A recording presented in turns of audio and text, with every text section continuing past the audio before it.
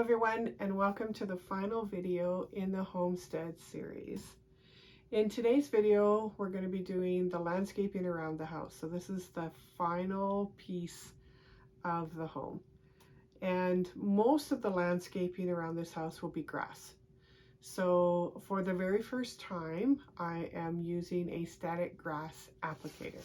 And when I say for the very first time, I don't just mean on this project, I mean ever. So there was a little bit of a learning curve for me, for sure, but I wanted to tell you a little bit about static applicators in case you are considering investing in one. So one of the things is that there are tons of different makes and models of static grass applicators, and they range anywhere from $20 to $80. And if you know me, you know I didn't go with the $80 one. But obviously, the more high quality you have, the more expensive it's going to be. Now, if you are doing things like dioramas, building a town with the railroad, and you want, then it might be worth investing in something that higher quality. I do not feel like I would get enough use out of a static grass applicator to spend that kind of money. So the one that I picked up, including the grass, I believe was under $30. You can also make them. There are YouTube videos on how to make them out of one of those. They look like tennis rackets, but they're bug zappers. You can make your own applicator out of those. I'm a little too lazy to do that, but it is an option if you're on a budget. So if you're going to buy one, I would recommend check the reviews on the ones that you're looking at. Most products that are sold on Amazon have a review built right into the product. If not, you can always search that out on Google and find the reviews for that product. So check those. The other thing is, when you receive it, read your instructions front to back. The last thing you want to do is give yourself a shock. That would be bad. Now, the one that I picked up, I actually found a YouTube video of someone using that exact same applicator. And so I was able to pick up some tricks and tips from that video on how to use it. But even so, and you'll see this in the video, it was a little bit of a learning curve for me. And I kind of show you that little process of trying a couple of different things to get what I needed. So having said all that, let's get started. I'm going to first apply a coat of gesso. What gesso is basically it's a primer or a moisture barrier. So if you're painting on anything like wood or paper, what it will do is it'll create a moisture barrier for you. And then there's less likelihood that the paint will seep down into the surface of your material. So I'm going to put a coat of this all the way around the house first, and then we'll look at doing the paint.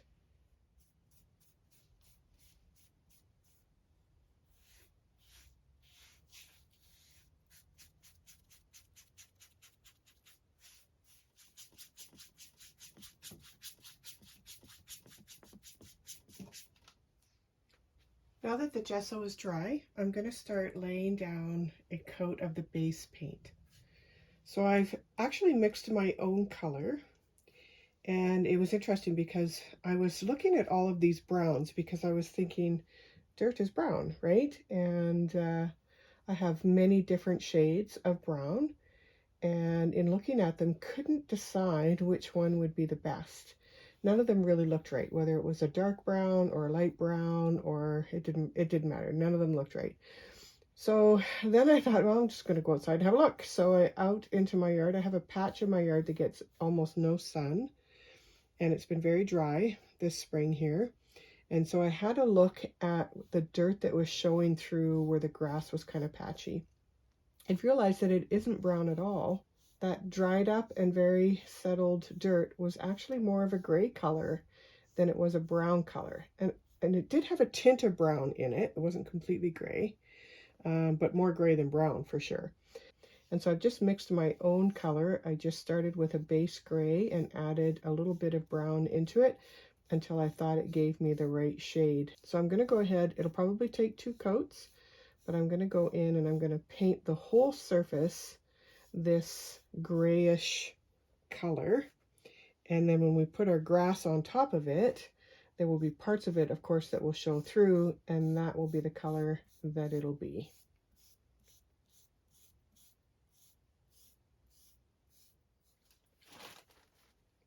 So the paint is dry now, and so we're going to apply the grass. So I just wanted to show you a couple of little things first. So the applicator that I purchased came with some static grass. There's 3 colors that I got. I don't think any of the colors really suited what I remember from being out there. But what I've decided to do is to just mix my own color. So I've mixed those 2 colors in a little container. And if you have a look now that they're mixed together, you can see that it is a little bit more yellow than here, but not so yellow that it looks like it's a wheat field. If you've ever seen a wheat field, you'll know what I'm talking about. So I think that that's probably a good color for what we're looking for. And so I'm just going to keep it in this little container. I'll probably end up having to mix more, but for now, we'll start with that. So I'm going to get rid of these 2. Something else that we need is something to ground the wire.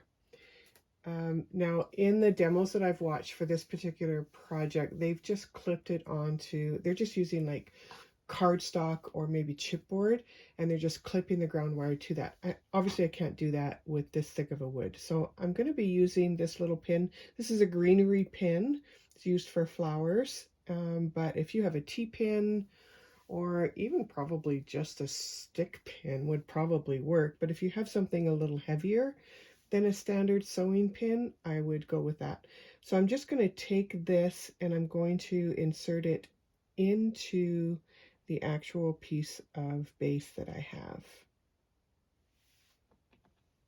Here's our applicator, and this is a battery operated one. So I've popped in a couple of batteries.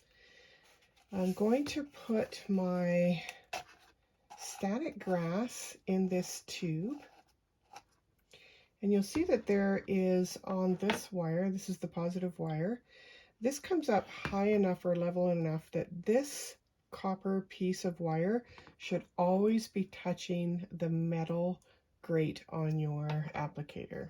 I'm just going to go ahead and put some of this grass into here, see how far that gets us.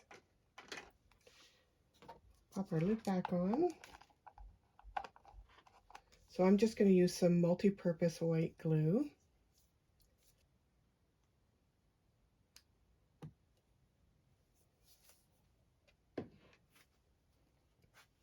Okay, I'm going to take this paintbrush, give it a good spread around.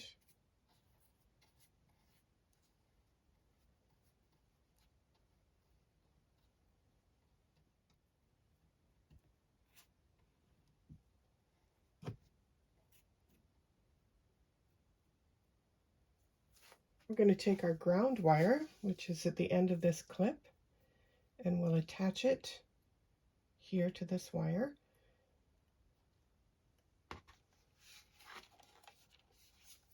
Okay, moment of truth. All right, let's turn it on, see if it works.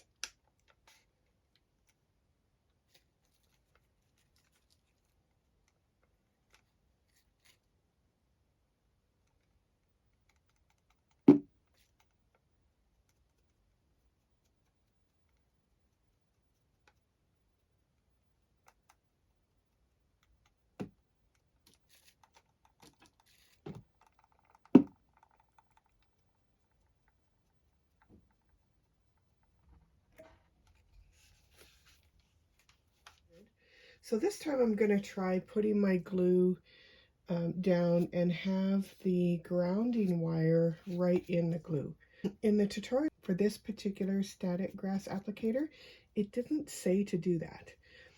But I have seen some other videos where you did have to do that. So I'm going to try it. It's possible they just left it out of the instructions, but I'm going to see if it works better by having that charge a little closer to the grass.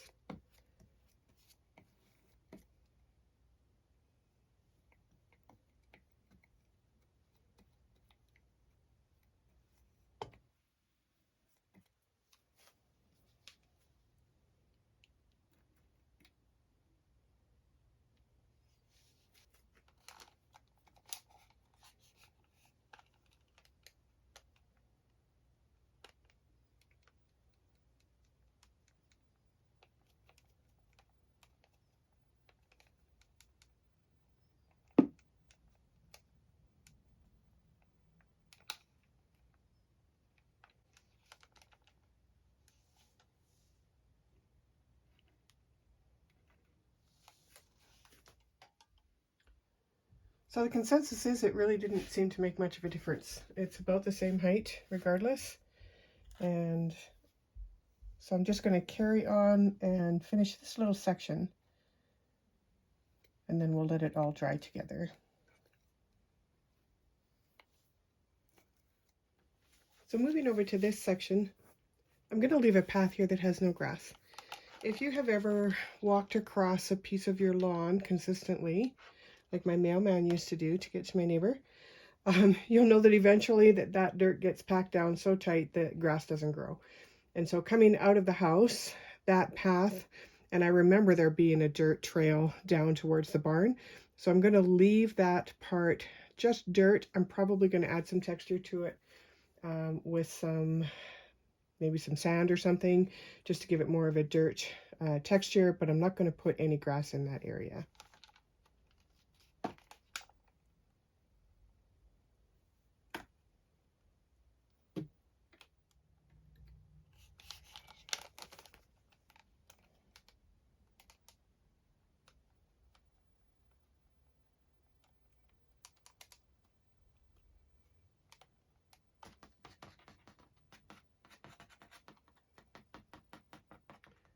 I've gone all the way around the house, front to back, and added that shorter grass.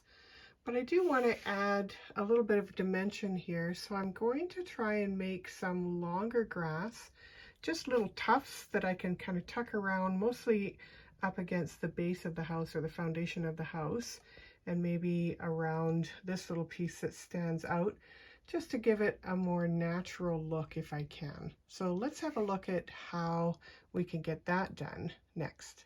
And so I saw this technique on another video and I wanted to share it with you. And so all I'm going to do is I'm going to draw some lines and just some very small patches with my glue. And I'm going to actually draw a line first of all from my ground up.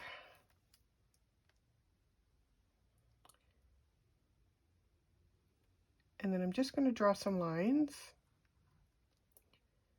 And this is actually some freezer paper, so it's very waxy on one side. And I'm sorry, I wish it wasn't white because my glue is white, and I know that probably makes it a little tougher to see. But I'm just drawing out probably 4 or 5 small lines. Just going to make sure that I join them all.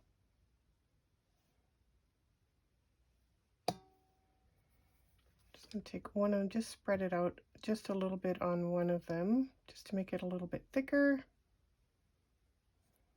I think I'll do a couple like that.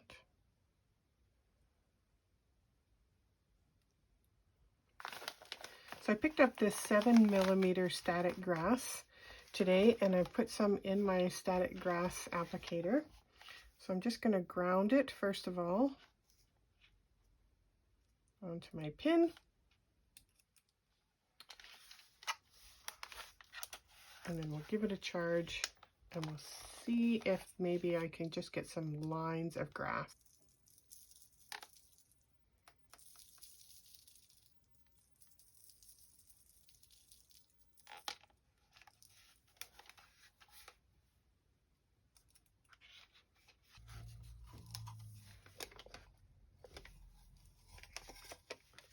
Okay, so I filled up that sheet a little bit, but I did want to show you, if I could, what that static grass looks like. It's kind of hard to see. Hopefully you can see. Parts of it lay down, parts of it stand up, which I think is pretty close to what natural grass does. So I think that works actually pretty well. So once this is dry, I'm going to try and peel those up and stick them in around the house, and we'll see. Just going to go ahead and pull some of this up.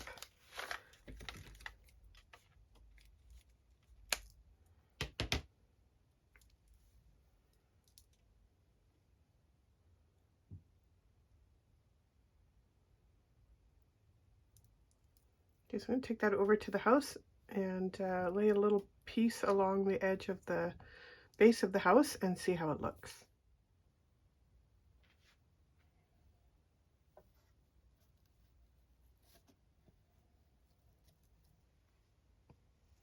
So there it is in place. It's a little bit off in color, but not so much so that I think it really makes a big difference. So what I think I'm going to do is I'm going to take those little strips, and I'm not going to cover the whole base. I'm just going to put little spots where I think it will look good. I'll move this over so you can see this is the other one, which is off in the corner.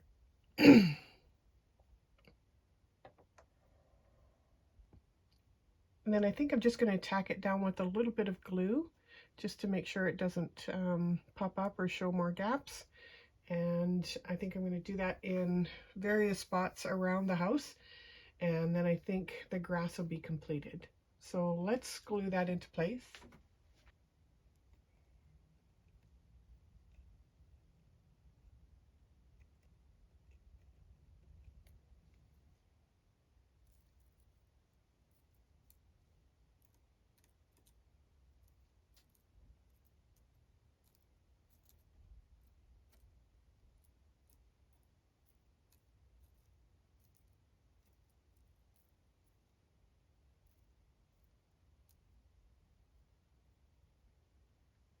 Now that the grass is done, I want to see if I can do a little bit of texturing on that path that goes up to the front stoop.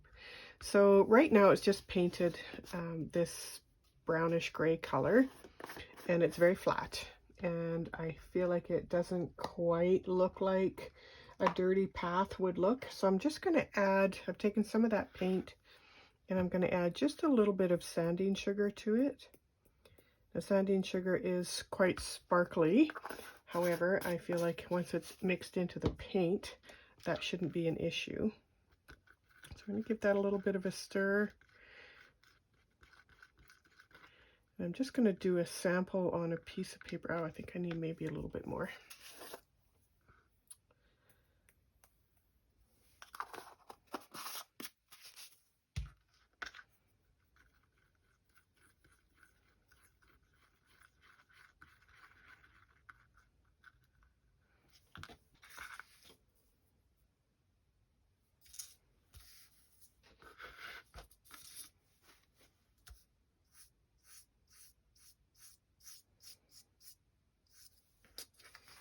Okay, you can see, so there's a little bit of gravelly texture there.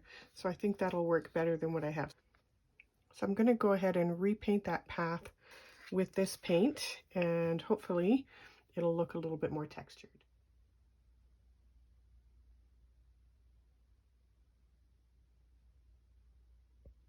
So that actually adds some nice texture there. I'm happy with that.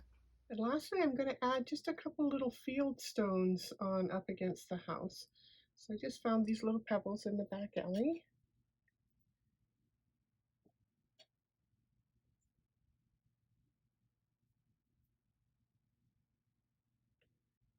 One of the things that I remember about Saskatchewan farmland was that it didn't matter how many Fieldstones you picked out of the field, the next day there would be more. It's like they grew or something overnight. So there were also some in the yard, of course. And so I'm just going to add a few just here and there, some in this corner and then some on the corner of the house. Just here. And this again is just to add a touch of realism to the landscaping as well.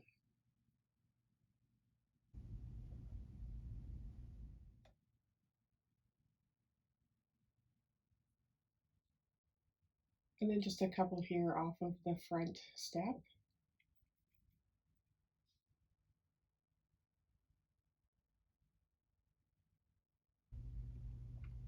So I think as far as landscaping goes, I'm going to leave it at that. A little introduction to the family.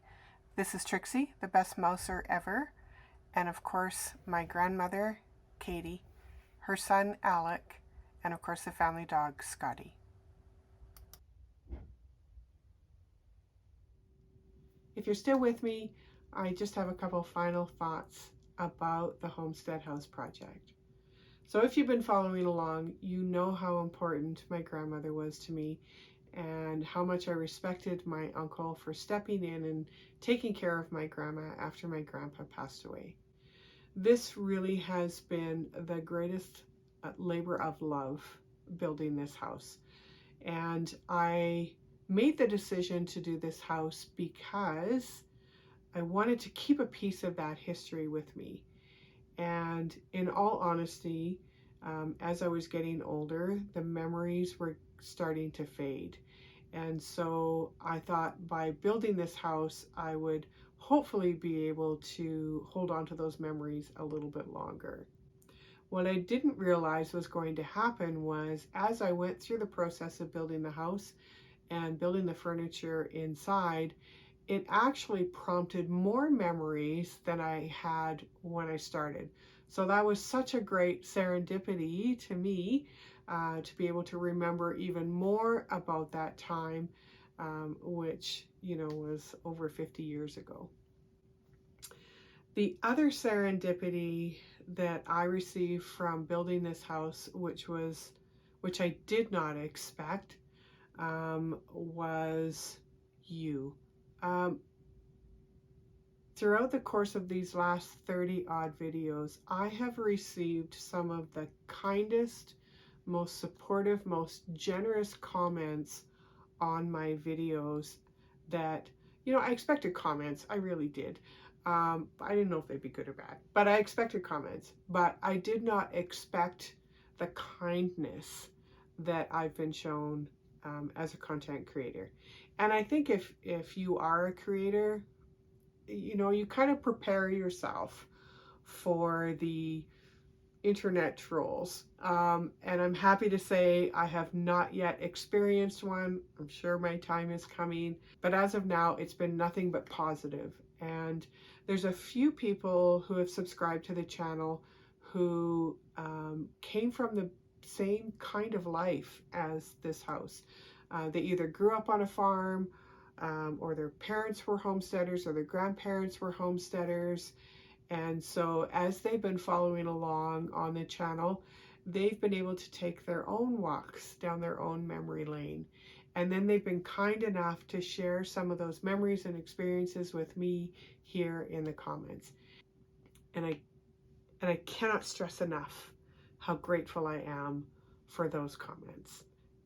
There's one lady in particular who left me a very long and wonderful comment about her own family farm and her experiences there.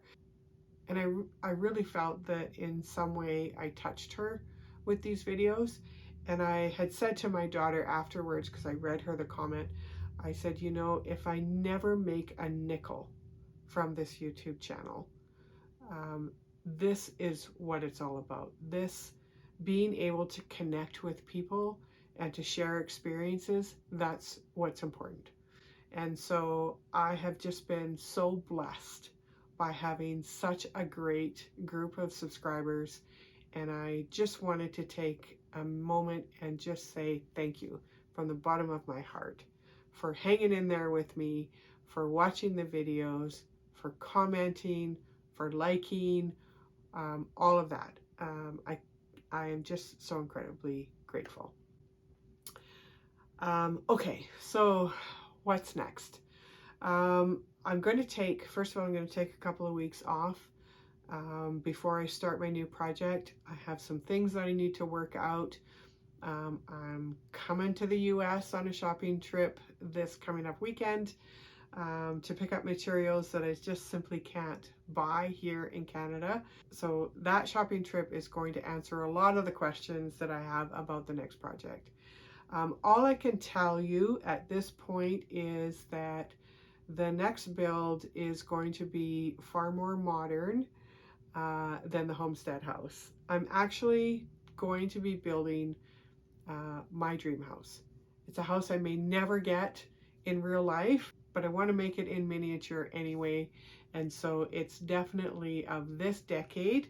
So for those of you who are interested in a more modern look, you'll be happy with that. If you're with me because you love the vintage, I hope you stay anyway and continue to follow the channel. But until then, thank you again for hanging out with me and we'll see you in a couple of weeks. Bye-bye.